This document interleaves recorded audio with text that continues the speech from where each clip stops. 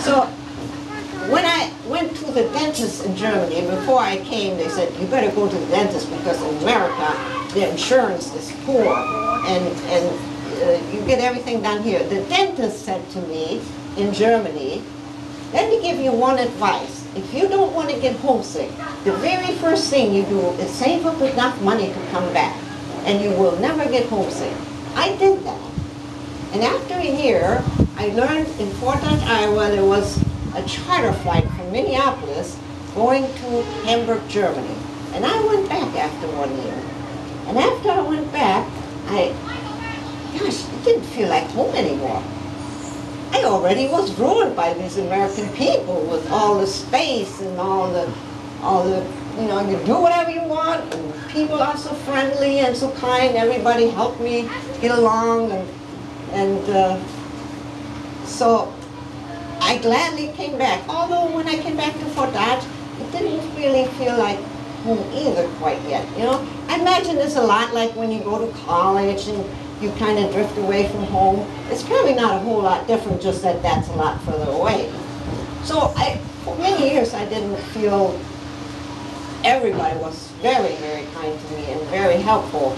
And the years went by, and I moved to Texas for a while, and then I got married, and then he was from Rochester, Minnesota, and that's how I came to Rochester. But unfortunately, he was very abusive, so I got unmarried. And years go on, and then in 1970, about 10 years after I was here, Germany had what they call the economical wonder of Germany. Thank you to the Americans. You go help us get rid of the bad guy. You have to blow up buildings because that's the way a war is. And then you send us lots of money to build us back up. That's what you did. A lot of people forget that. That's what happens. Anyway, they had the economical wonder of Germany. And my father had a small farm. In this country, you would consider it a garden spot. But in Germany, it was an average size farm, I think like 40 acres. And everybody in that village sold land for development, including my dad, and became a millionaire. And my father bought other land back in the neighboring village, and then he wanted to invest some money over here because the Cold War was still on, if you remember. And he thought if he had money over here and the Russian took over, he could come here and the rest of the family could come and live here.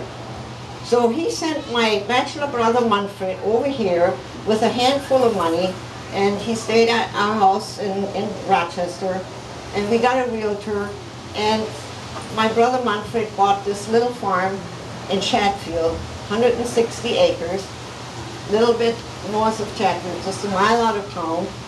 And my father, after 9 months, my father and mother came to see it, and my father, he just said, dat is zo'n ganze dorp.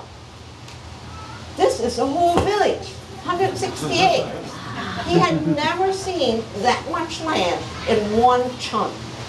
In Germany, if anybody's ever been over there, farms are right in the village, and the land is a little piece over here, and a little piece over there, and a little piece over there, and you have to go through with your manure wagons through the village, and you have to haul your cows to the pasture, and they stay there, and you take the milking equipment to the pasture. To have everything right around, it was the greatest. He loved it. My brother, on the other hand, he liked it, but got homesick and went back, and so my father asked me to look after the farm. And so that's how I live in Chatfield on the farm.